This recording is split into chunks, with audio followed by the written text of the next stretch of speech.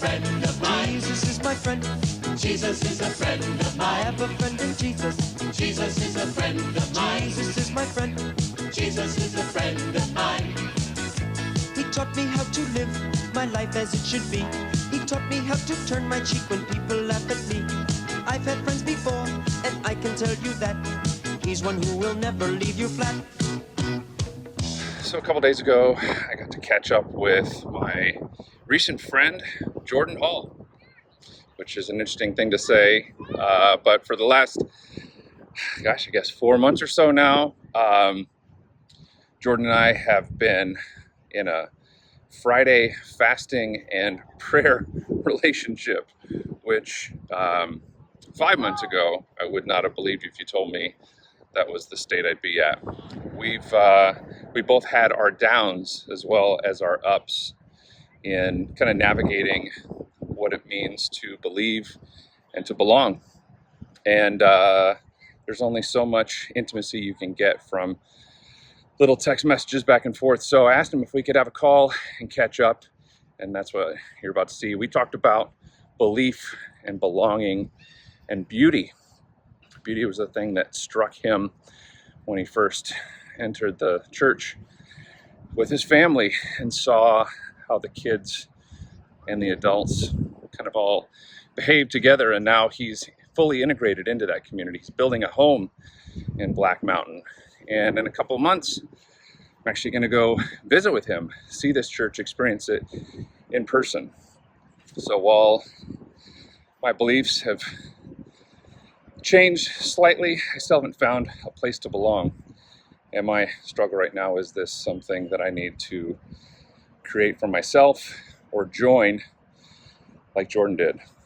So without further ado, my second conversation with friend, dare I say brother, Jordan Hall. And oh yeah, the whole thing started in St. Louis. And this is where I find myself once again. Oh, and my daughter that I mentioned in the conversation is this one right here. This is Reese. Hi. And this is my middle daughter, Evie. And That's your oldest. she's my middle child. She's my older daughter. My son's not here with us, but we're going to a Cardinals game, and that's the occasion. Yeah, It feels now, like. Of course, I'm in my combination of my laptop phone Okay. and in my summertime haircut, so I'm looking very rough. But that's what I need to look like for this particular moment. Then hallelujah. I think it's good. I mean, I think it looks really clean because I saw a video of you just before your wedding, I think, and you had a fairly serious Grizzly Adams kind of thing going on with the beard. Yeah, And it's too much. And Daniel actually would put that to shame lately. Is there any end in sight to his follicle madness? I think there may be a physical limit, which I think he may be getting close to. I think he literally just cannot grow any longer physically. But you know who it looks like? It looks like Rick Rubin right now. Yes. Well, and I don't see a lot of Rick Rubin, but I listen to a lot of Rick Rubin. He's one of the ones. Do you ever listen to his podcast? Any episodes of it? Not a single one. Okay.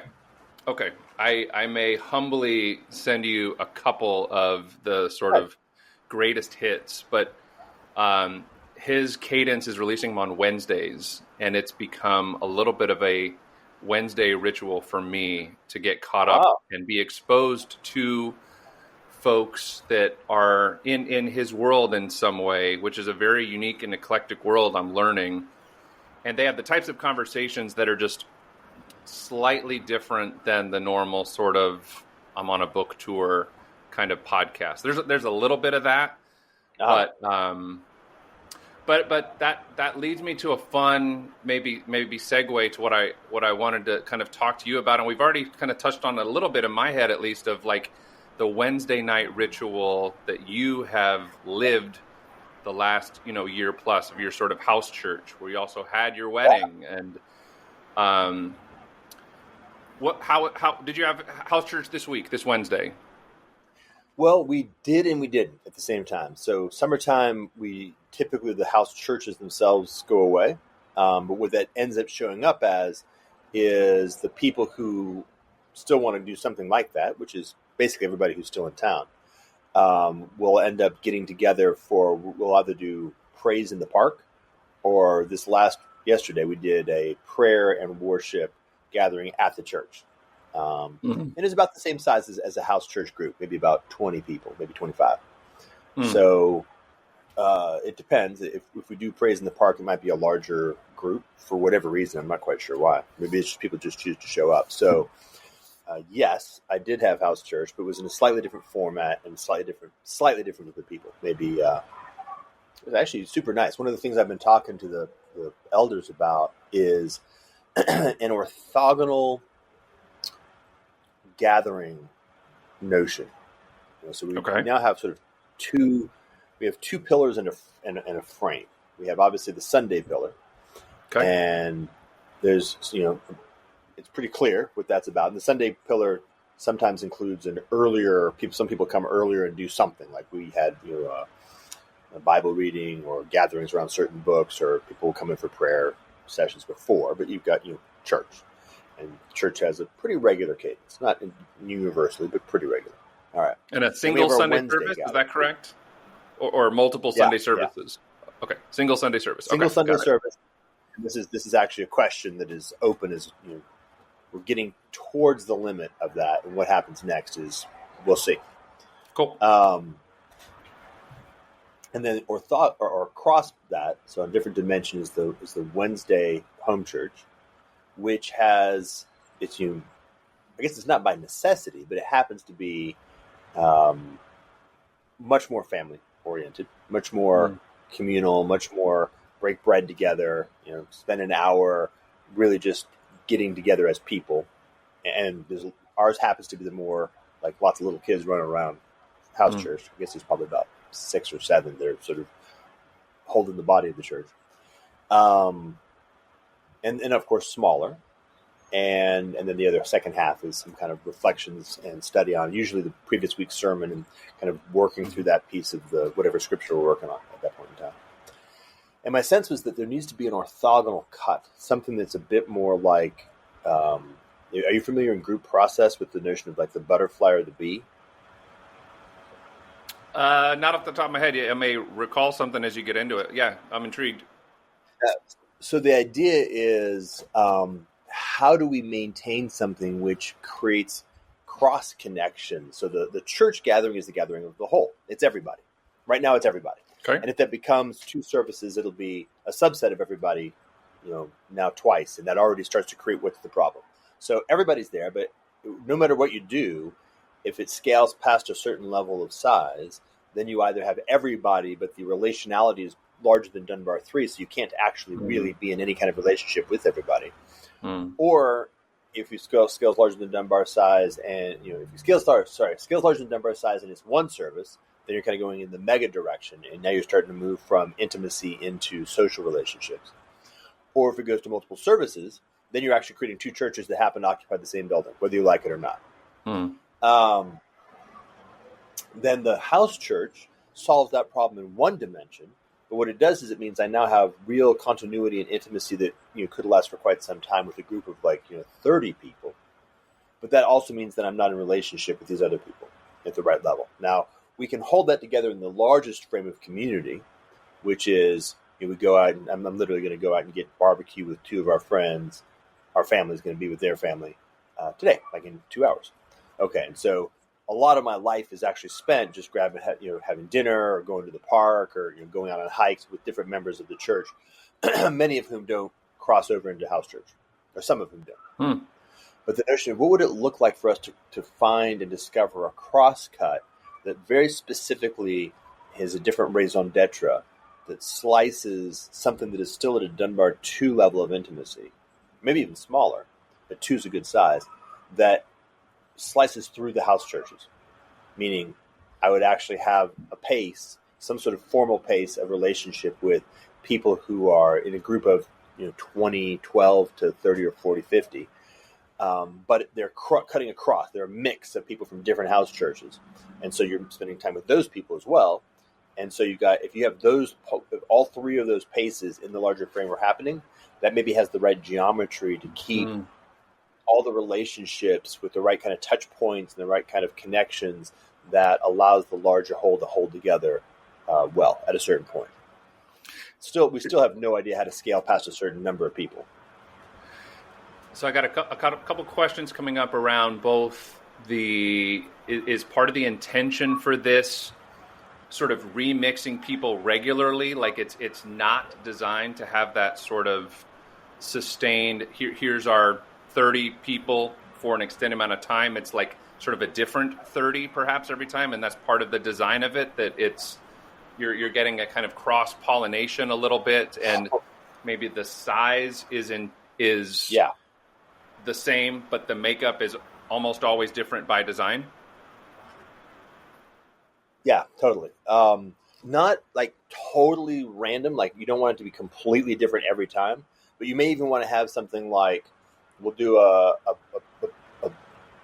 we'll read a book together, or we'll study a piece, do Bible study together, and that'll last for 12 weeks. And then something new will happen. It's like a remix. But yes, it is very much that third dimension is a dimension that has this idea of like the bees buzzing among the flowers, or the butterflies, if you like. They're both basically playing the same role.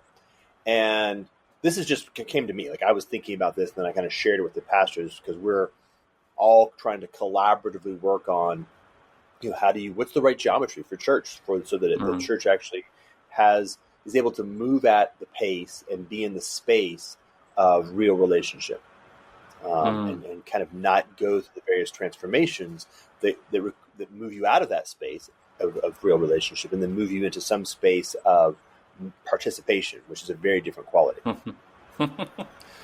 Okay, this is so. I'm already feeling very encouraged, at least on my end, that as we were saying, like that the Spirit has moved to put us together at this time. From experience I had last week, which I can go into with you because you hit on the participation part.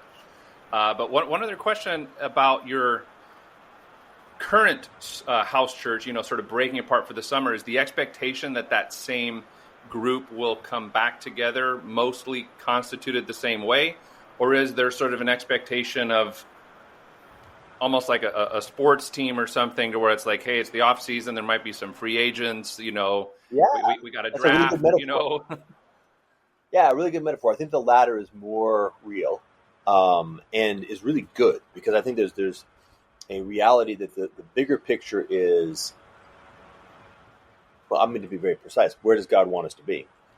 And who ought we to be in relationship with? And that might very well change over time, right? So if we actually get ourselves locked into a particular group because we like each other, because we built a tradition or a life together in a certain way, that might actually cause us to not be listening to where we ought to be.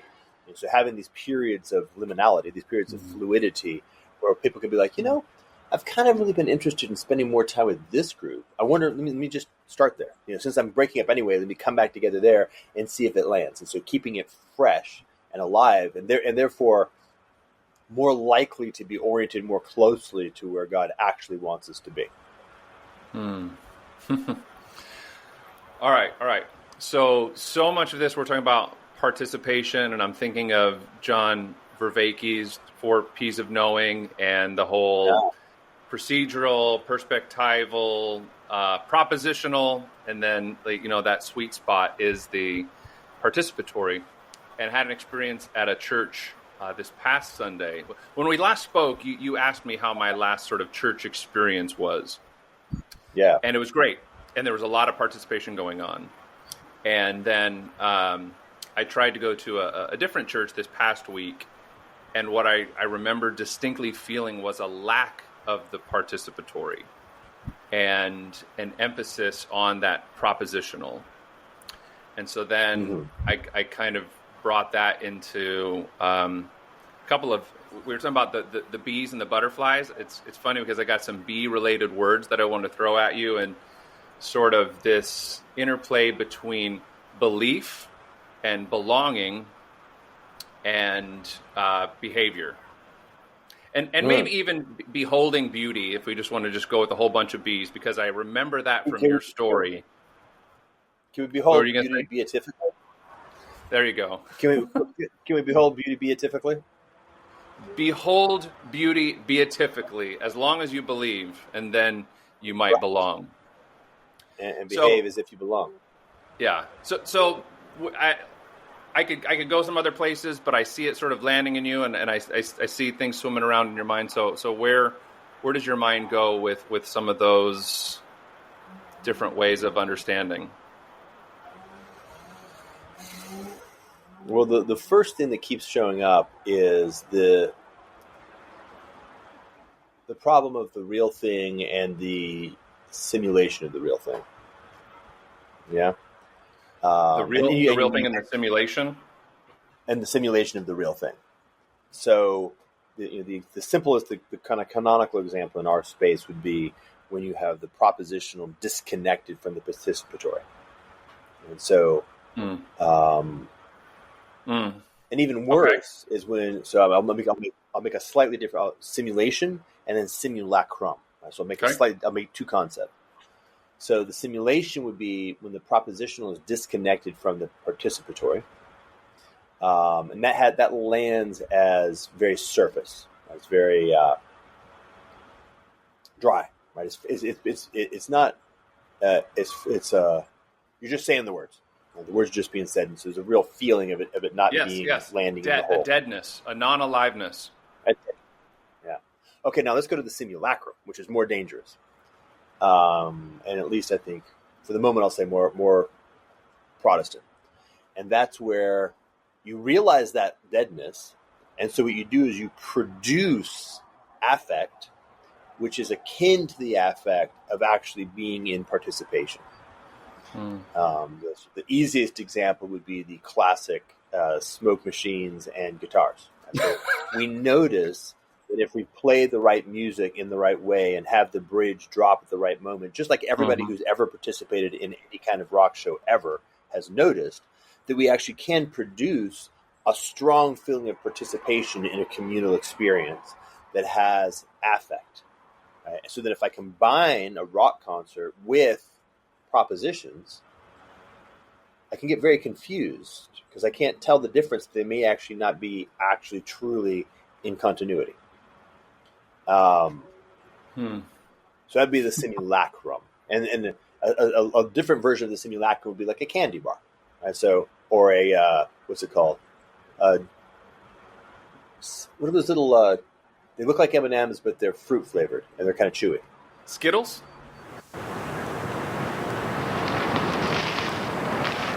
Hey, what if this rainbow doesn't exist and it's just in our imagination? Believe the rainbow. Taste the rainbow. Skittles. Yes, thank you. I'm now far enough away from junk food that I'm beginning to forget the brand names. That feels amazing. I was hoping you had mentioned Reese's Pieces. I have one candy next to me, and it's Reese's. We had one other choice. Oh well. All right, Skittles. But that's actually different. That's different because the Skittle is endeavoring to be a simulacrum of, say, an orange. So it takes an orange, it gives you back the flavor of orange, it gives you back sweetness, right? It gives you back sugar, and it gives you the color of orange. And so you eat it, and you're like, I guess that was kind of like orange, but it's totally not orange, right? In fact, it's a distraction that will take you away from the thing that is an orange by virtue of it being such a profoundly confusing simulacrum. A simulation would be more like if you had something that was an orange sphere that you could eat, but it didn't taste sweet. Right? You'd eat it and be like, okay. A terrible orange, like the oranges we have now at the grocery store that are completely deprived of any flavor or anything other than the vague. They look like oranges, kind of. Why did that come up? So we can do this with all these words, right? There's belonging that is of the category of the real thing, and there's belonging that's of the category of simulation or simulacrum. There's belief that is of the category of the real thing, and there's belief that's so. I've made this distinction in my language that I've been talking. I'll even just use the word. I'll say pestis instead of faith, or instead of belief, because it's oftentimes translated as both, just so we can make the separation between the thing that, for example, Paul is talking about, and the simulacrum that we will often take, or often usually just the simulation. So I have a set of words in my head that I don't know, grit my teeth really hard and like try to keep them intensely in my intention, and do a kind of an inverse Derrida endeavor to use them to centrally position my deconstructive semiotics on all the other propositions that I might have, right? Does that make sense what I'm saying right there? You lost me at the very end about the semiotics, but the reverse deconstruction, it did kind of land sort of projecting something to very intensely hold on to. Yeah, well, what I do is I say, okay, the postmodern move says, look, all text is this sort of mesh of signifiers, and the way you understand the meaning of any one particular signifier is by its reference relationships to other signifiers. Okay. And the phrase is like, there's nothing outside of the text. Right? So it's flat. Right? Postmodernism is what happens when you cut the participatory off from the propositional. You forget there was anything else, and you try to make everything fit within just the propositional. The category of belief, which is just the same category as ideology, is you grab some subset of propositions, you link them together, and you say, okay, that's the important part, and everything else is going to be governed by that. So I create a hierarchy in proposition space. And then I try to hold on to that by virtue of just like really intensely wanting to. That's it. I create a simulacrum of faith by actually adding intensity to it. Is this a little bit of kind of a fake it till you make it? It's just fake it. Fake it because you don't know that there's a make it. Yeah, fake it because you don't know there's a make it. Okay. So there's not a belief that you will make it. It's not fake it to make it, but it's just fake it. Well, you just forgotten the distinction. You've forgotten that you're faking it. You think you're actually making it. You faked it until you lost track of the fact that you're actually not making it. Now, okay. The inverse of that, which is the real thing, is, I'll give you an example. Like, let's just go like I have faith in Christ.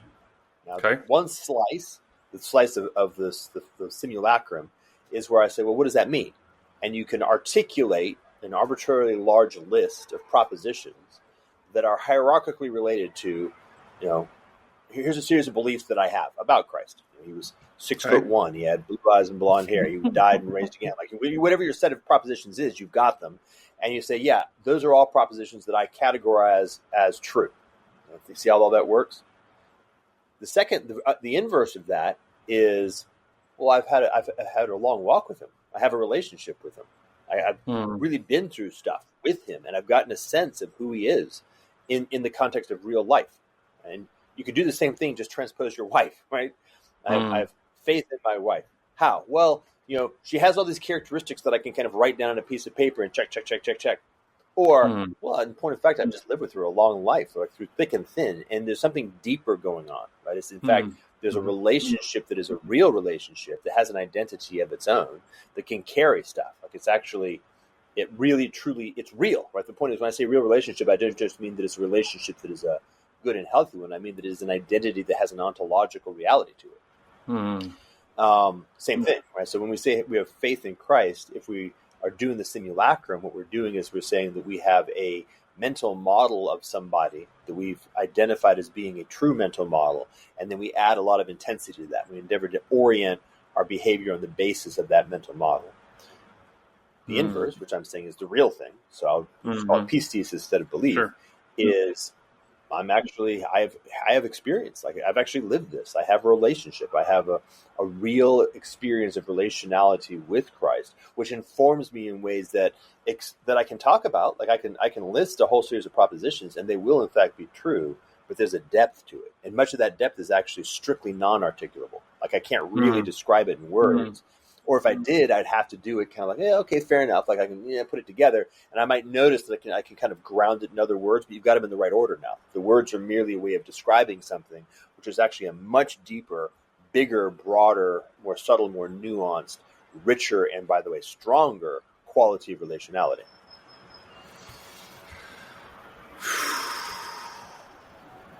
That was very helpful, actually. You almost like settled something for me about halfway along there that something else opened up because you helped to settle it. That I was like, oh well, now I'm seeing other ways that this plays out. How much were you in like? So my mind's going to a couple things. It's going to the creation of this new geometry of your church and how you gather, and like you're coming up with. My mind keeps going to like sort of startup culture and like a pitch deck almost. Like how much of your experience was in that sort of, I'm going to lay out a pitch deck, or even judge other people's sort of pitch decks as they would try and articulate, here are all the pieces of how this thing is going to be in the future, and therefore we should move forward, as opposed to what is learned from looking back on whatever was attempted and experimented on in something closer to reality, where you're pointing to the experience. We're not saying this all adds up on paper and our articulation of this, but it's, okay, no, we just experienced it with people in hopefully something close to reality that we can then hopefully scale or move or pivot from, etc. Yeah, I'll make a triangle here. So the triangle, I think, works quite nicely in the context we were just saying. So the latter, the shared experience, is the ground. Right? So that's the real thing. Okay. And then the question, how does that grow? If I say the kind of category of pitch deck over here will be something like our imagination or our strategy. That's a very nice way of putting it. Or even worse, our story. And then over here on the left would be something like the imaginal or the imaginary. Okay. Or if you want to be very, very precise, God's story, right, to make that distinction. Our strategy, God's plan, the imaginal, our imagination, God's story, our story. Then the challenge is actually to figure out how to be on the correct side of that bifurcation so that the growth is coming from the source and not coming from our presumption or our projection or our projection, right? It's very, very akin to the notion of like, hi, I've got this little light right here on my phone, and I'm going to hold that and try to shine that on this table in the middle of the day. It's like, no, the sun. You want the sun. You want the entire sun. The sun is where light comes from. That's how you do this thing. You don't want to have like the LED on the back of your phone as the way you're guiding yourself. If you're in the middle of nighttime, maybe you turn on that LED and you try to hang tough for a little while. But at that point, the metaphor actually breaks, because that's exactly the wrong thing to do. It's the middle of the nighttime. It's time to stop walking and make camp and go to sleep. That's what night's for. Maybe there's a movie. I love it. Interesting. This is great. This is great, because even the light metaphor is still like, when you had asked me to pray the last time we talked, what I prayed for was that the light would shine on the person that I was praying for, and it was that. It was that simple, and it was that powerful, and there was that sense to where no matter how often I thought that my prayers fell on deaf ears, that in that moment they were received. That there was something that caught that, and whether it was a recognition, that merging of my story with God's story, and it was a reality, an alignment. It was like, click, that happened, and that is the right way to perceive and project. Is in the light, and this whole idea of the darkness, which maybe we can talk about what you just said was what to do in the darkness, because there have been some dark times, since then, and remembering perhaps what to do is going to be very helpful. Yeah. So I also have had some tribulations since our last conversation. And one of the things, all right, so, which I will not share the particulars, but I'll share the experience. Sure, of course. If you imagine this stack that is sort of love, hope, faith, truth, something like that, or stuff above that, I found myself in a very interesting circumstance where I had felt like solid in my faith, and then this experience occurs, and it's cut. But it's cut, I was like, what is going on? And I realized, it's actually been cut at the level of hope, not at the level of faith. And hope is more fundamental. And what happened was, it took me like a month to ultimately kind of like piece together what had happened so I could really have a sense of it. How's anything holding me a second? A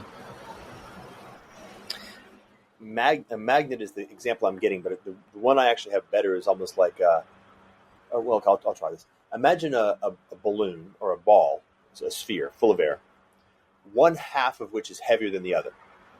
Okay? And you're floating in a pool, and so naturally, of course, it's going to float bottom down. It's buoyant, so it won't sink, but the heavy part will go down. Okay?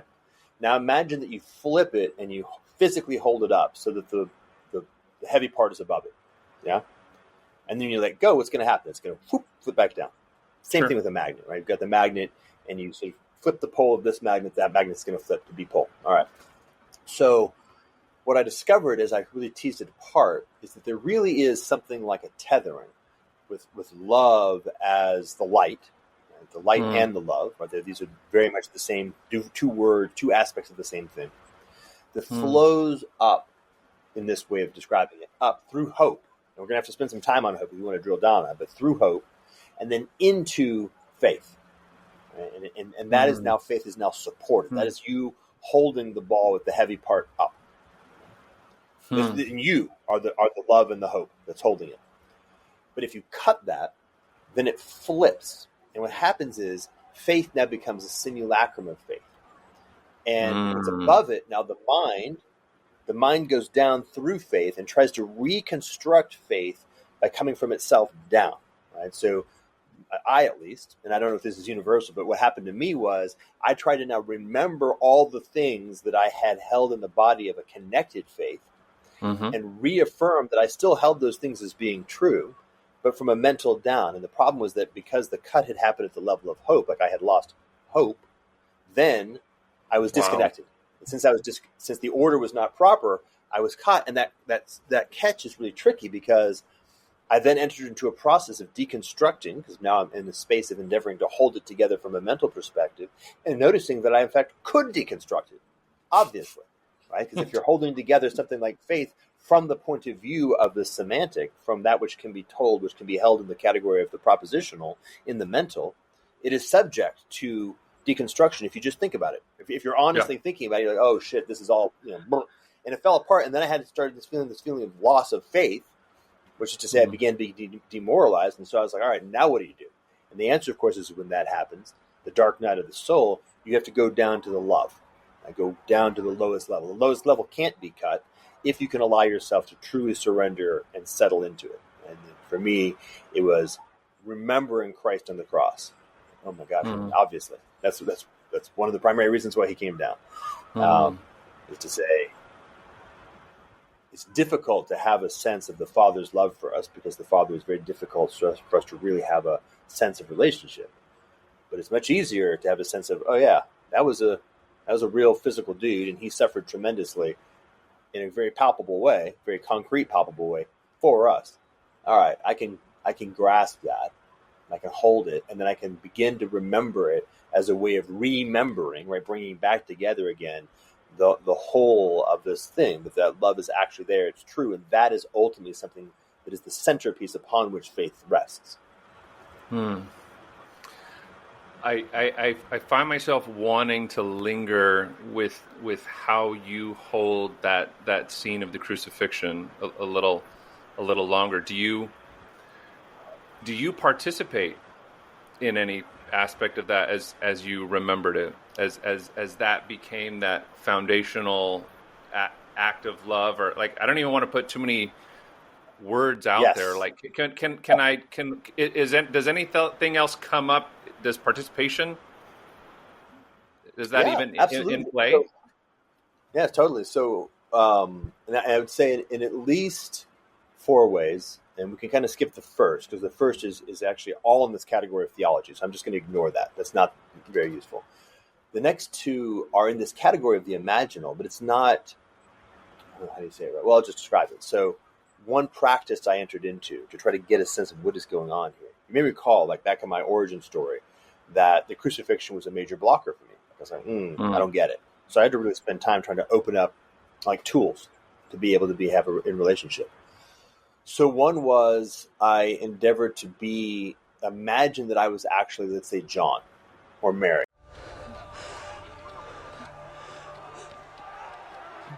Or even Thomas, right? I have a story of Thomas. I don't know, like, there's very little, we don't know where Thomas was, but I imagine, like, because we know that he had this relationship of doubting, like, okay, where was he in this proximity? Or Peter.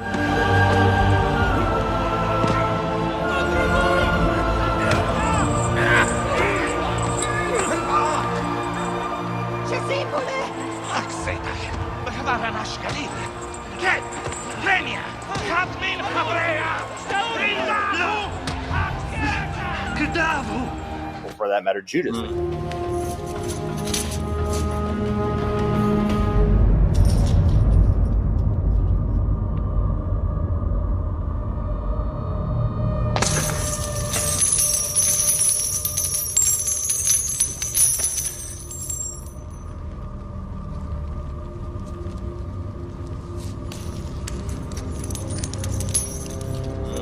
What was happening for them? So I really try to imagine. I really spend time, like, as an actor, what's that called? Method acting, like really trying to be like, okay. And of course, the easiest way for me to do that is to say, okay, if I'm imagining that I'm Mary, I'm like, okay, that's my actual daughter up there. So I have a real relationship with a real child who's mine. Yeah. And I can imagine, not as intensely as reality, but it's a lot more than just nothing. Okay, what does that feel like to be in that position? And what's going to be going on inside of you, like rejecting feeling the injustice of it, but then knowing, because you've been in a relationship with Mary was in a relationship with Jesus the whole time, so she's got a sense of who he is and why he's there that's deeper than pretty much anybody else's. I would imagine, probably absolutely anybody else's, maybe even John the Baptist, but any human. So, and then John, right? We have John. When I kind of sit as John, I'm sitting as John both as the young beloved disciple sitting at with Mary before the cross, and also as the ancient author of the Revelation, having contemplated this for an entire lifetime, and saying, okay, what's his metabolism of this? How's he? And then the second move is I try to actually be Christ on the cross.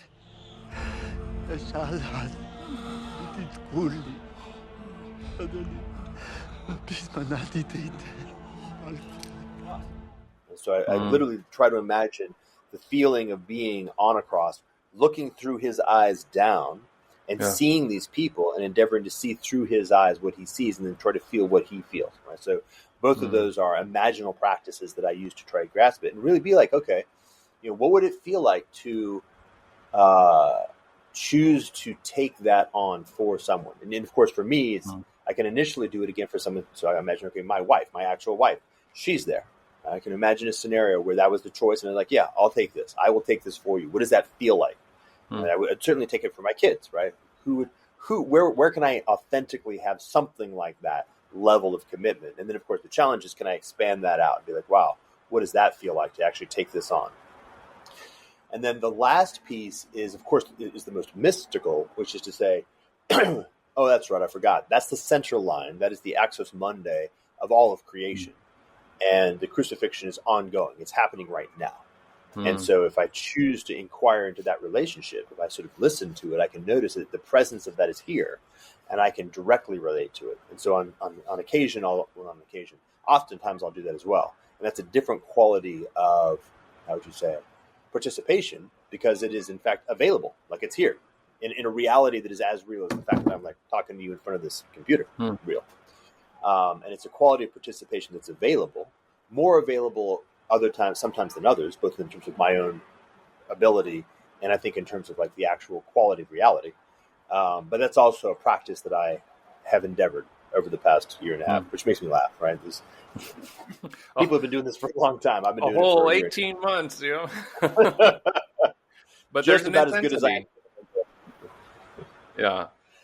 I quite enjoy the singing in church because I have basically no talent or skill in singing and have never sung. Really. Like I was in choir in middle school, but that's about it. And so the point is I'm not good at it. And I don't even know the songs very well. I still have to read them to know the lyrics. But I'm better now than I was 18 months ago because I sing every Wednesday and every Sunday. And oftentimes as a family we sing. So I'm meaningfully better. So, for example, this last Wednesday we did, 6 songs.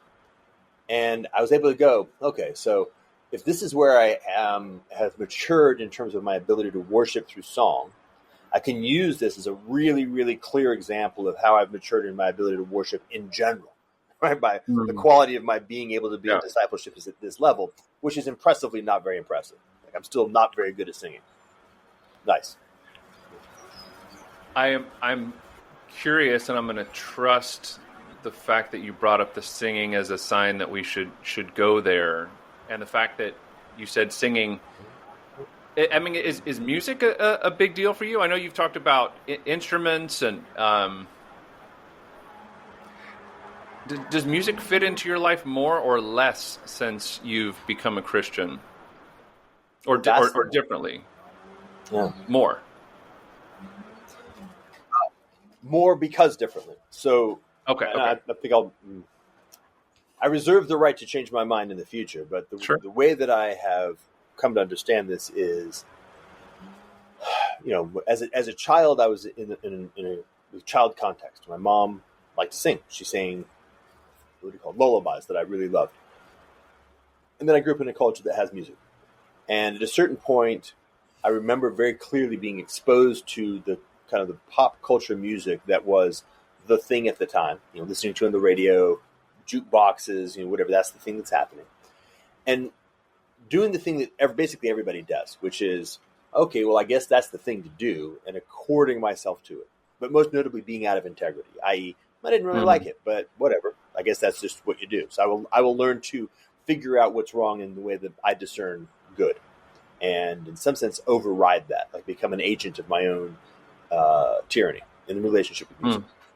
And that went on for a whole life. So I do not like I've been to like 3 dance clubs. I hate that. I hate loud music at bars. I hate clubs in general. It's noisy, it's flashy, it's sensory overload, like none of that.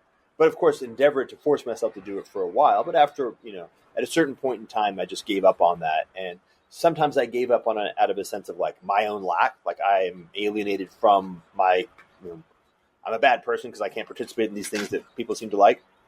And dancing, by the way, still can't dance, and also gave up on dancing. And then I went through a period at, I think around the age of 40 or 42, where I was like, well, fuck it. I'm not going to start every year. I'm going to give myself a birthday gift of just being able to just say, nope, that ain't for me. And just giving up stuff that I just have no interest in it. Not feeling bad about it. Your life as a gift to yourself. As a gift to myself and saying, you know what? I don't have to like music. I don't have to like somebody wants to dance. Like, no, actually, I don't like dancing. So as we come into moving to Black Mountain, my basic sense of it is, broadly speaking, I just don't like music. Like music in general, don't like it. On occasion, and weirdly, like across the board, like on occasion, I have a record collection. I would play some Ella Fitzgerald. I'd play some Miles Davis.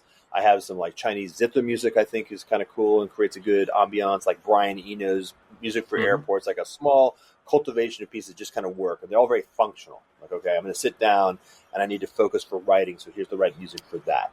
Got it, yeah. But my wife's the same way. Listening to music. Yeah, the notion of listening to music for entertainment or for just in the background, zero.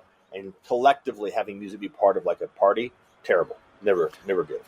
Festivals sort of fit into the same now we moved to kind of thing? Don't like festivals as either? Bonnaroo, all that kind of stuff? I went to Coachella. I went to Lollapalooza. To be honest, I hated it. I mean, if you take enough drugs, you can have a positive. If you take enough drugs, you can have a positive experience. But absent the drugs, I would be so unhappy. Okay. I by the way, I'm relating with you completely on this. Oh wow, neat. All right, so now enter Black Mountain, or Asheville, Western North Carolina. 2 very different things happen simultaneously. One is I actually like Appalachian music. It's interesting. I will sit at the Black Mountain Farmers Market and listen to like a 6-piece band play old-timey Appalachian music with banjos and mandolins and the whole bit, and I'll actually enjoy it. Like, this is nice. I think part of the reason is because it's from this place. So this has nothing to do. I'm just clarifying with the lyrics. This is not like Christian content that sort of aligns with your recent Christian identity, or does it? Well, yes, but at a very high level. meaning Okay. the music's real. The Okay. lyrics Okay. are not simulations. They're not performative. Okay. They're not made up. They're people telling, like, whatever it happens to be. They're telling a story that is real. I've actually been able to back out from Appalachian music to certain flavors of like Texas country as well. So I'm now, I dig Willie Nelson and Waylon Jennings as well, which is super funny because that's where I grew up, but I didn't listen to it at all when I was younger. But to the degree the through line is kind of a realness and a realness and a connection to home. Yes. Yeah.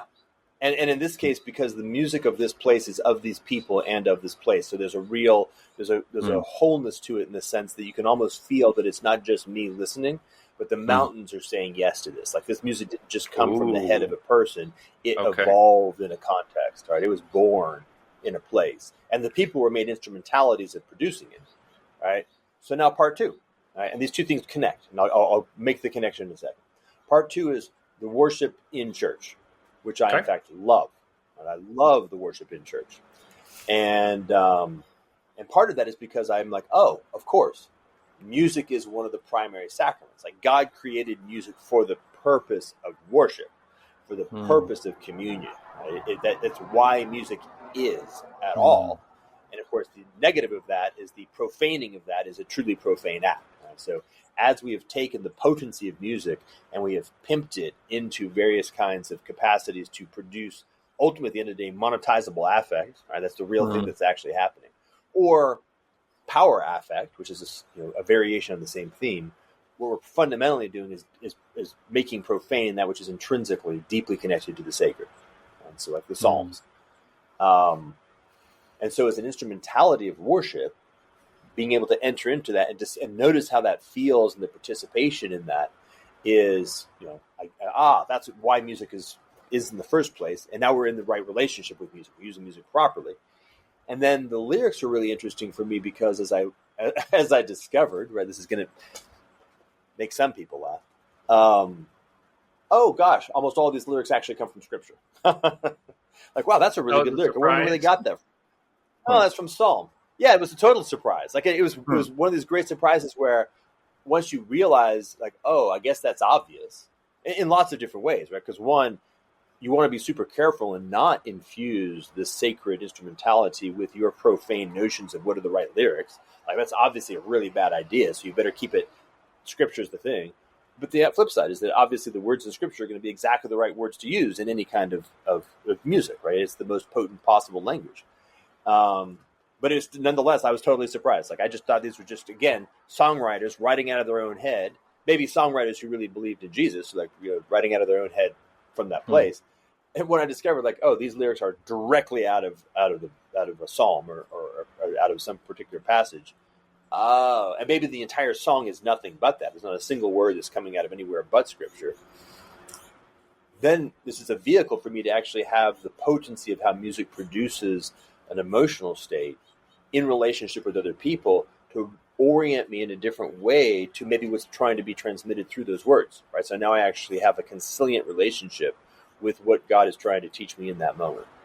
And what I've noticed is that I would say that I have like a solid half, maybe even more, of my experience of insight and relationship with what God is trying to do in me in the moments of singing. And the remainder, the other half, would be half in theology, preaching, narrative, and the other half, or quarter, so a quarter in just community, like talking with people and having like a word or an insight or a conversation. I guess prayer has to be put in there, so that zooms it out a lot. So my divisions, those ratios stay constant, but now prayer opens up a much bigger piece. But that's the point. It is in fact of the category of prayer for me. Oh, sorry. So then to connect them, what I noticed is that I would begin to notice, oh, wait a minute, some of these songs that we're singing in church have the sensibility of these here mountains. These are old-timey songs that were actually written by the people of this place. And then, of course, what happened is then when I'm sitting and listening to Appalachian music, I'm like, oh, yeah, and all these people are actually probably, they're in church. Like they were in church when they wrote this song. Like there's a blending back and forth. And it's not sort of overwrought, but it's woven in.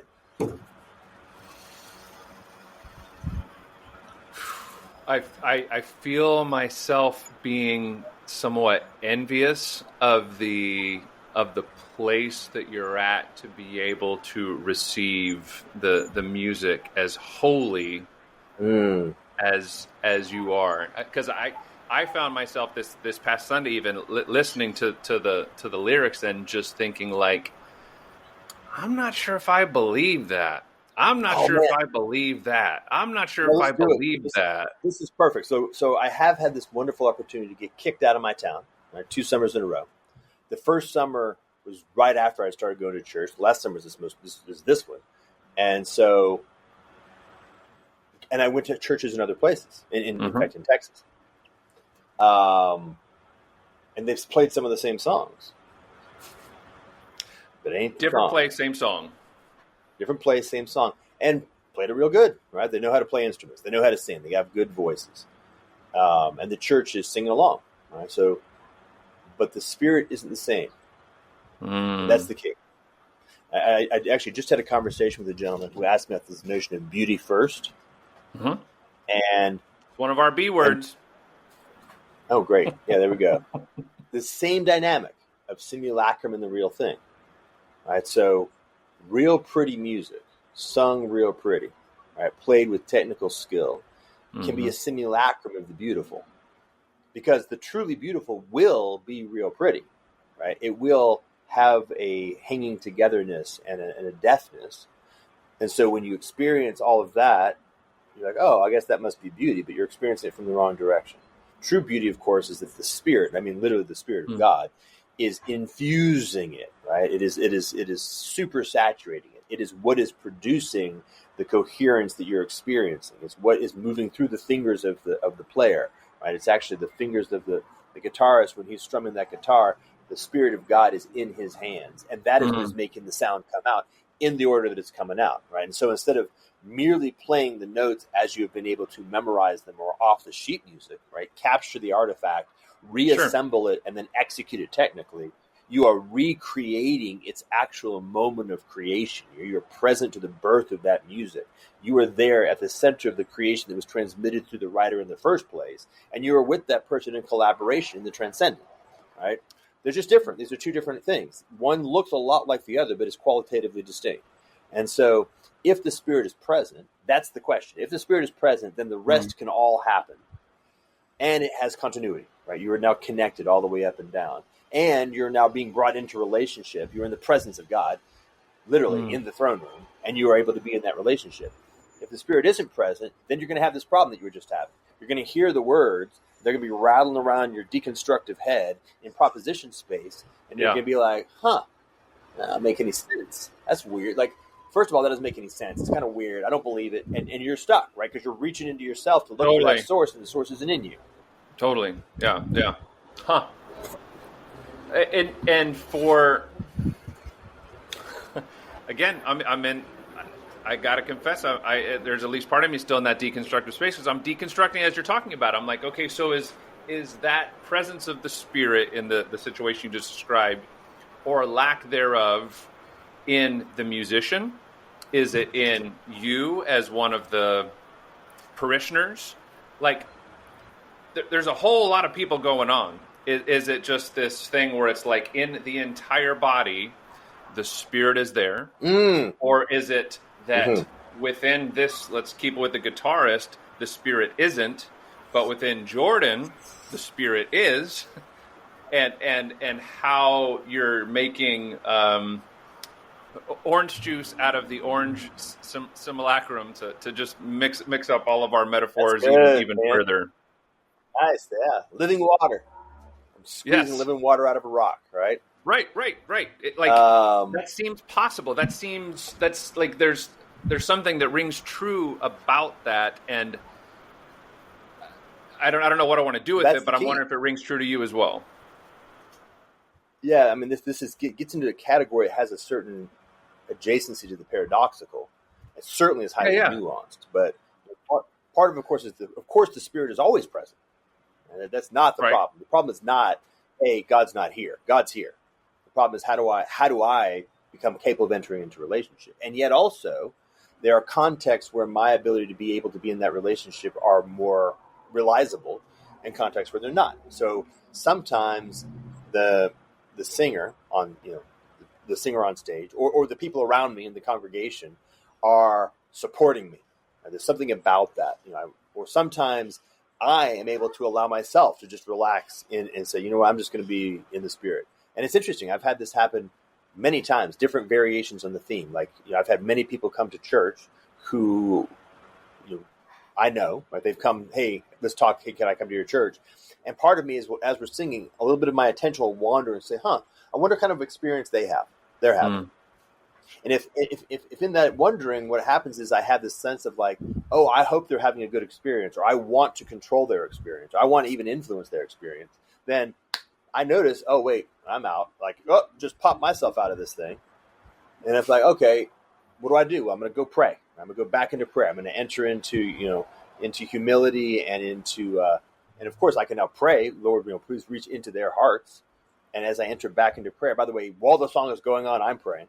Then I can find my way back in. So it's this thing of like, how do I allow myself to assume the appropriate posture by the way, in a particular context, to be able to be present to God, who's saying, hey, I'm here, but here's the thing. I am, to use the metaphor, God's like, I am singing, and I am singing C, right? Middle C. That's just what it is. If you're not able to hear that, or you're not able to be in tune, then we're not going to be in harmony. I'm going to hold middle C.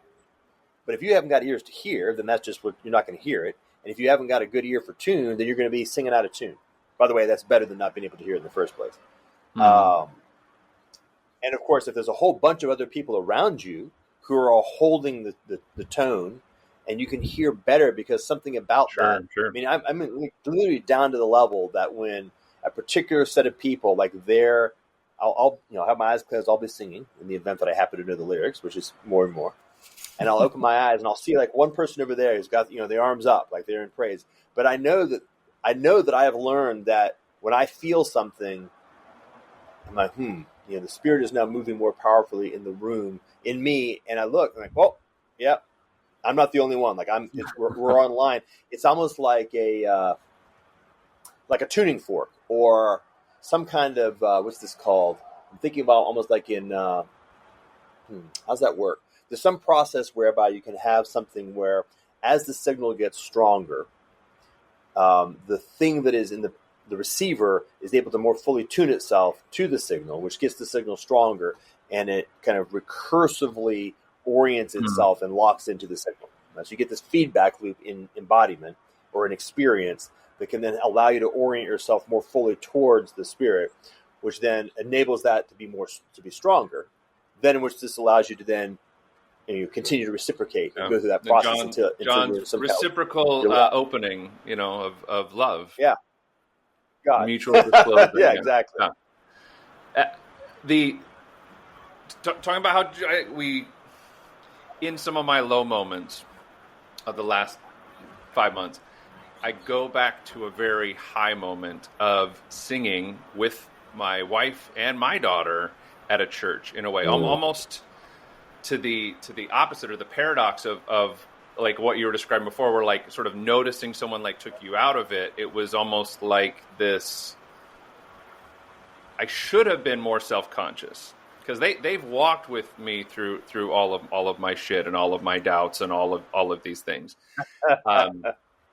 But we were all there for this experience. It wasn't in our community, and so it was like we were on this trip, and we were. Do you know John Mark Comer? Is that a name on your radar yet? So it was a church that he was speaking at, actually. Is there a practice from the way of Jesus to heal all of this disparity and to move our heart in the right direction? Yes, it is the practice of fasting. I really, really resonated with his approach, and I knew he was coming up to speak. And the people were friendly, and I'm with my family. It's in Santa Monica. It's beautiful. Like, it's just, it's the vibes are good. And I worshipped like I did when I was a teenager again. When interestingly, when I loved music. When I was a teenager, I loved music. Now, like I said, I kind of feel towards music the way that you do. I'll take some instrumental stuff to focus on getting work done. But I was we were all so there that the Spirit moved, and we allowed the Spirit to move sort of through us. And I go back to that. And this past Sunday, I was by myself. So I'm taking from you some things about that shared experience and the recognition of others as signals to the Spirit moving, and also wanting to recognize and actually recognizing when I feel off. Do I just like take an L for the day? Do I just be like, you know what? I'm just off. I don't know what it is. I don't want to inflict this on the others. I don't want to say, hey, we're all in this together, and if I feel like shit, you've got to pick me up, or you've got to feel like shit. It's more like, all right. Well, let's take. I'm gonna something I was reading last night. Said it like this. So, imagine a man who is very active in his church, a profound leader who like really is helping a lot of people, and he gets ill. He gets sick. All right. okay, And then imagine that in the process of being ill, he takes his illness with just patience and humility. Right? Okay. And so in this context, the illness is a medicine given by God to cultivate in him the virtue of patience. Neat. And that's a reality. Now, now imagine that the devil gets a hold of him and starts putting in him all these visions of all these good things he could be doing if he wasn't sick. All these conversations with people, all of this good, how much he could be bringing people to God if just he weren't sick. Right? And so the key is to move him out of the very specific disposition that God wants him to be in, so that he can cultivate the thing that he needs to cultivate in that moment, in that experience, and have him desire to be in a place other than where he actually is, which he imagines would be a better place. Which then, of course, once that happens, your own mind, or the devil as you prefer, can work on that and flip it and now turn it into a thing that takes you away. And so it would be something like that curiosity, like a continuous renewal of curiosity about, I'm totally out of it right now. This is just not working. I wonder what lesson I'm supposed to be learning right now. Because you're always in it. You're never out of it. You just don't. You're not necessarily able to be you're not able to be in relationship with the thing that's happening. You're up to your eyeballs in it. But oh my gosh, I thought it was supposed to be this, but it's actually that. Now the question is, wait a minute. Did I just try to substitute my projection of what I think ought to be happening for what's really happening? Error number one, right? And of course, that gets very complex. Oh, well, I'm smart. I know that the thing that should be happening is that I should always be surrendering to what's happening. Nice move. Guess what? That's going to get you. But, my experience thus far is that it's not hopeless. It's quite the opposite. Like there is a continuous process of just noticing how you can kind of go back down, and actually in many cases I've noticed actually being sometimes delighted when something that would have been annoying or frustrating or disappointing happens, because I immediately go through the process of, what just happened there really turned me off. Okay, neat. That's a part of me that needs to have some real light turned on it. So now what I'm going to do is I'm just going to sit right in the middle of what's happening, right in the middle of the music. I'm just going to be praying on that. And now, of course, what happens? A third of the sermon is on that exact issue, to my mind at least. Right? Yeah.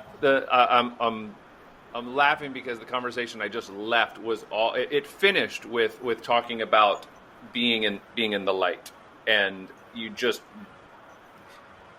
the sermon now that my walk was just preparing me for, I guess. The sermon nice. illustration of the light. I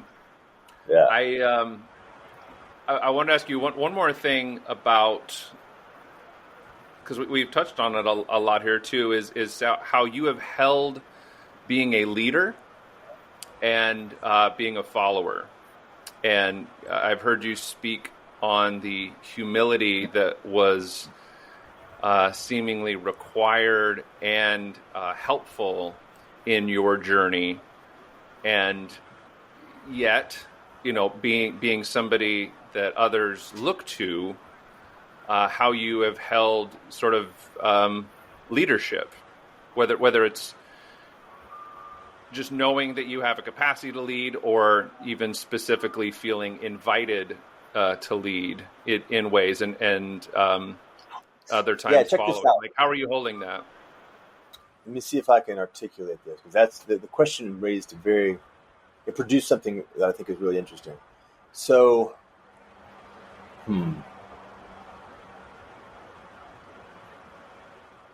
So one version of leadership. Okay. Yeah, one version of leadership has this characteristic of swans or ducks or geese flying. So you've got one goose who's in the front, and all the rest are following. And that kind of a Flying structure. V. I've heard of this before, but I've never seen it. It's the Flying V, led by Jesse Hall. Hall up the center ice. Hall with it toward the Germany blue line. Hall beating back Averman. He scores! The Flying V, yes. And not that. So like close to zero of that. Okay. But this is other thing. This other quality that I think is actually much closer to the right way of doing it, which is if it has the flavor of encouragement, and oftentimes that encouragement is deeply unintentional.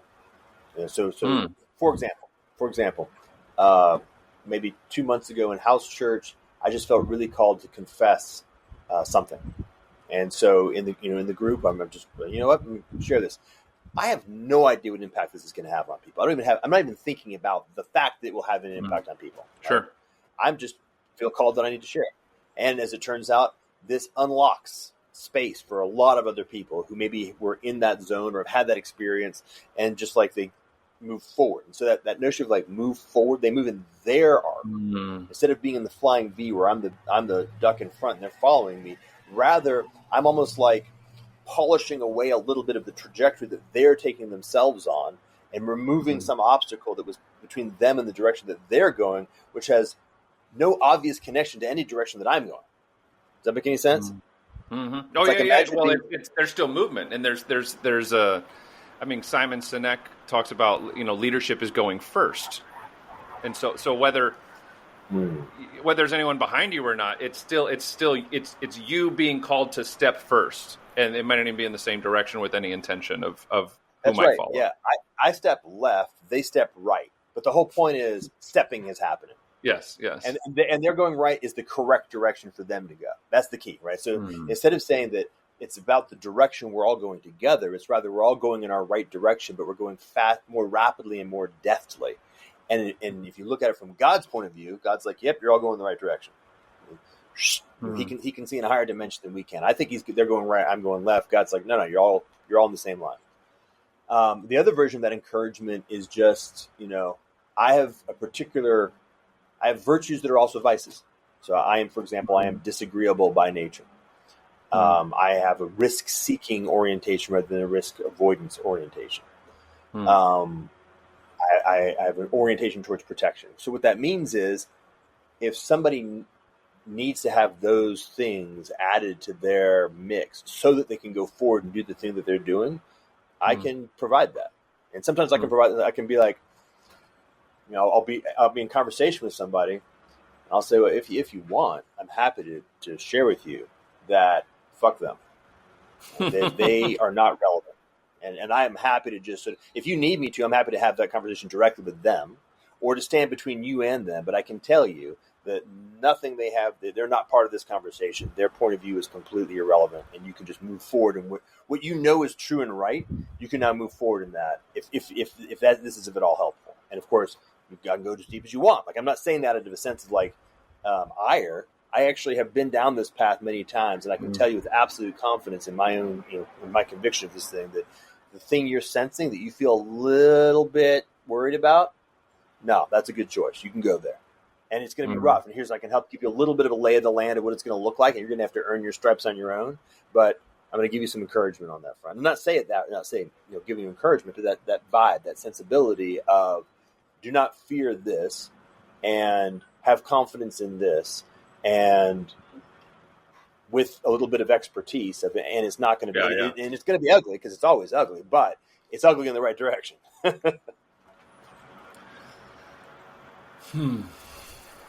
You had posted something on Twitter recently about elders and Yeah. it sort of rung true that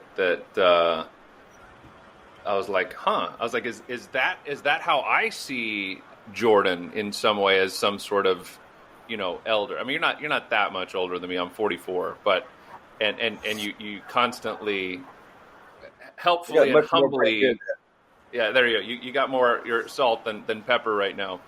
But that's making me think of Daniel's beard now again as well. But I'll catch you guys eventually. Let's look in 10 years.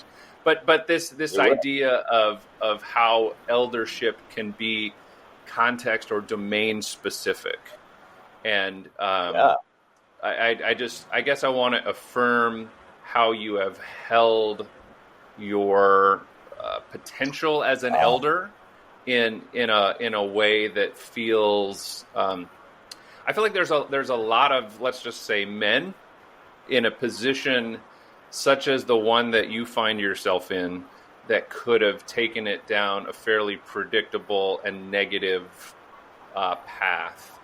And I just want to affirm, I guess, the way that it appears that you are holding that with some humility, and encourage you to maintain whatever guardrails you have established or have been established for you,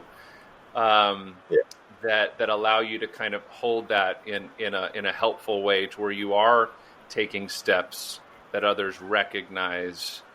I'm speaking for myself now, but I know some others also taking steps that others then recognize as helpful steps that they might take in their own way, and then therefore do. Yeah.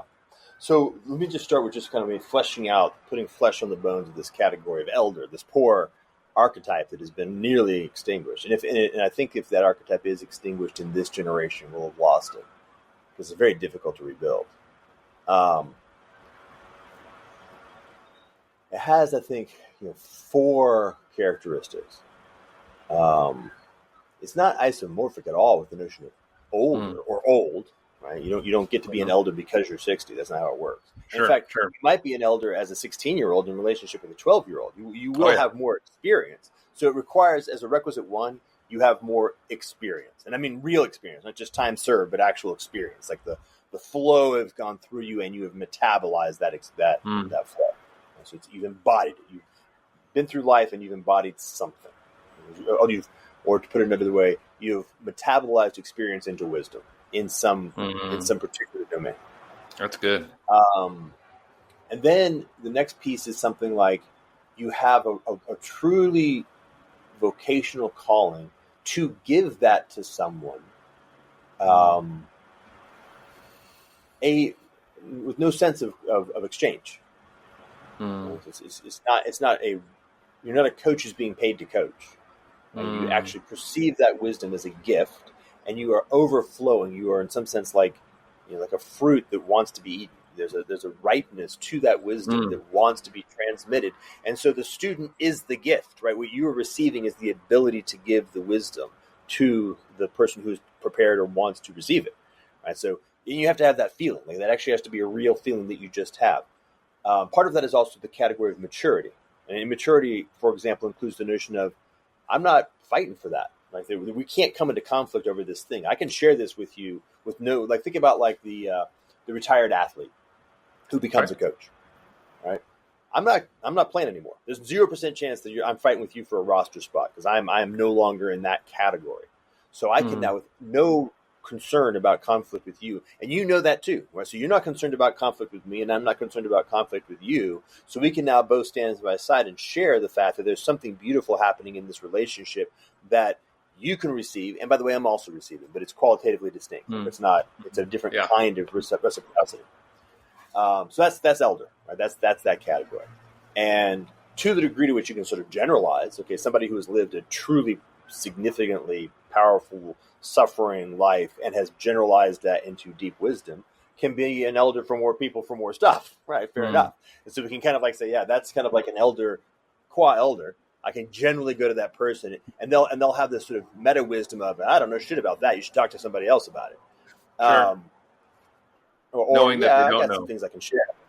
Yeah. No is kind of like a nice thing. And helpful, by the way, because there are certainly people who have the ability to be elders in very specific domains, but don't have enough wisdom to know when to shut the hell up. And that's a kind of a middle ground. I feel like that is part of your mix that is helpful and fairly clear. I mean, you have a lot of interest and you have a lot of experiences and you'll speak on a lot of things, but I still get those grains of salt that you add to it and say, I could be way off on this, so you might want to ask somebody else. Yeah, I mean, just aforementioned, remembering that if you want to know exactly how good I am at theology or being a Christian, just ask me to sing one time, and you'll be able to gauge how far along this journey I'm on. It'll be very palpable. I love it. It'll be laughable, actually. It'll make you laugh, particularly around lyrics. It's shocking how poor I am at lyrics. It drives my wife nuts because she's really good at them. So I'll just be making shit up. I'll have the basic frame of it, and I'll be making words up in real time.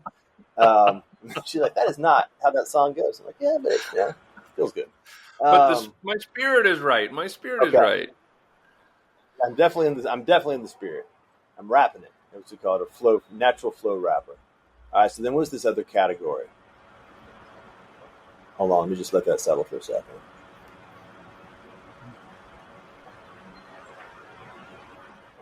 Yeah, so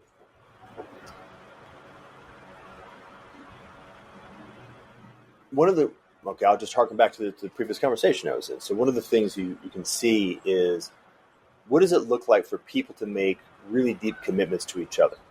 Now, for the moment, actually, no, I'll even keep in the category of marriage, but imagine like a group of men who say, hey, yeah, I mean that's the sort of the canonical one. That is the absolute archetype. But for the moment, let's just do it like with men who say, "Hey, startup. Let's just go with the startup. Hey, we're all going to put ourselves at meaningful risk that the next 3 years are going to be a complete waste of time.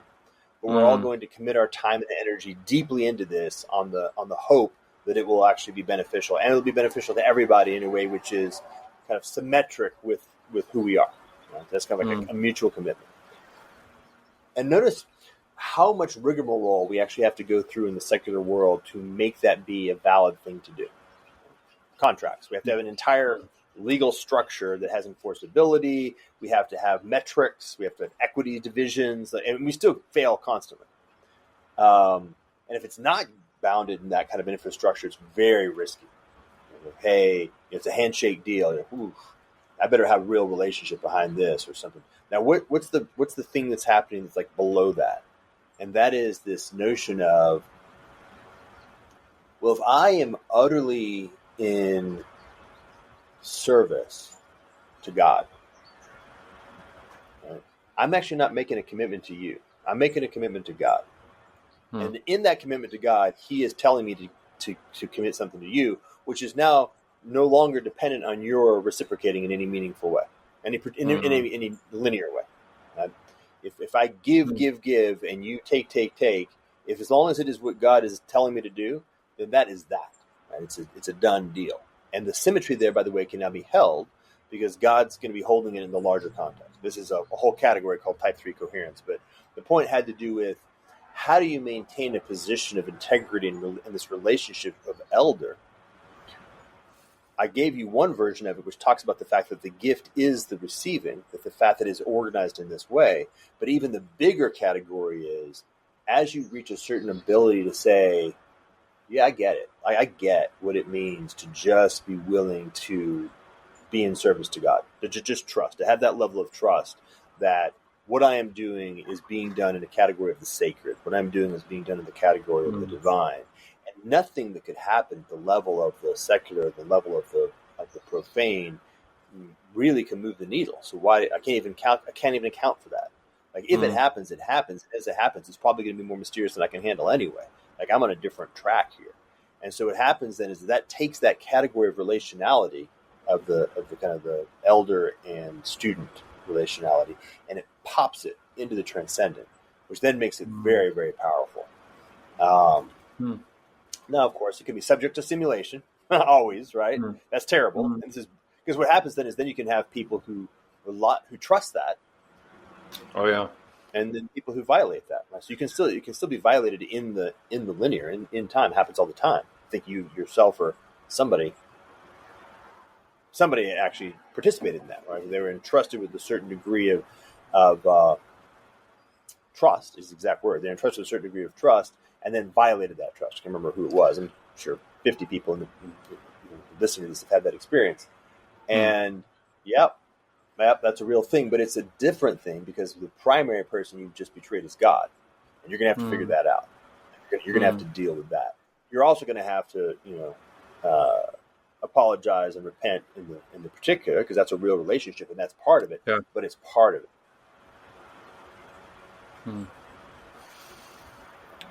Woe to those who mislead any of these little children. See, now I'm messing up the lyrics. Yeah. got the gist of it, though, I think. That's the gist. That's right. Something that's about exactly millstones right. and yeah. My sense of things is if you attach yourself to that, it's almost like a streetcar is connected to an electrical cable up here. Right. And if it kind of shifts over to this other cable, then you've attached yourself to this other orientation. Right? So this is, in this case, God, the divine.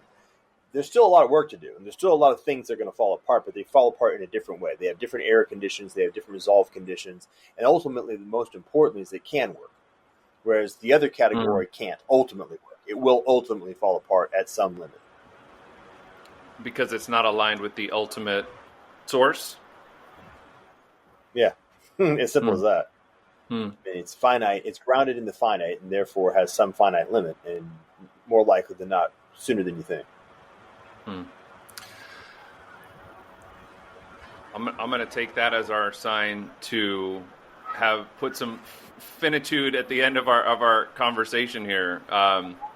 And I know at the time of this recording, we're looking forward to maybe actually seeing you in person in a couple months, and maybe hearing some of that worship singing, where I can give you feedback if you'd like.